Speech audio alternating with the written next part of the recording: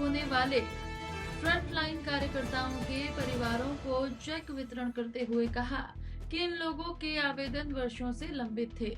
उन्होंने पिछली सरकार पर निशाना साधते हुए कहा कि उस समय जिम्मेदारियां निभाई नहीं गई, जबकि कोरोना काल में डॉक्टर, नर्स और सफाई कर्मचारी लगातार सेवाएं देते रहे। रेखा गुप्ता ने परिवारों से क्षमा प्रार्थी होते हुए कहा कि सरकार ने अब उनका हक का पैसा वितरण किया है।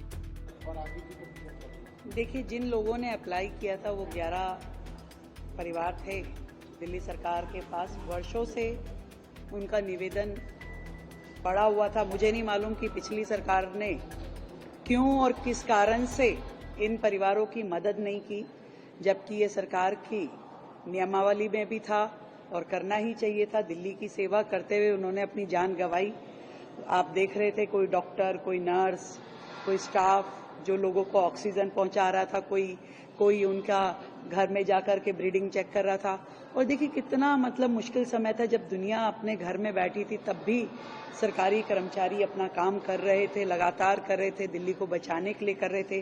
कभी किसी सफाई कर्मचारी ने कभी छुट्टी नहीं ली, कभी किसी डॉक्टर ने, नर्स ने, किसी ने मना नहीं किया।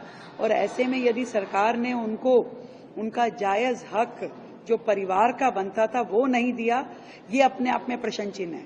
किन चीजों में व्यस्त थी पिछली सरकार, जो उनको ये ध्यान नहीं रहा, वर्षों तक उनको ये याद नहीं आया कि ये पैसे देने। और जबकि रोजाना उनके फाइनेंशियल डिसीजन होते थे, रोजाना वो अपने हित में तो अनेकों निर्णय लेते थे, परंतु आज सरकार के कर्मचारी जिन्होंने अपनी जान गंवाई, उनके हित में निर्णय लेते हुए उनको बहुत समय लग गया।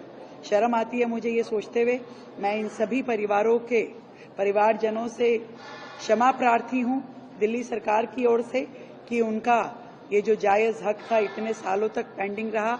परिवार कितना भुगत रहे हैं, डिपेंडेंट परिवार थे।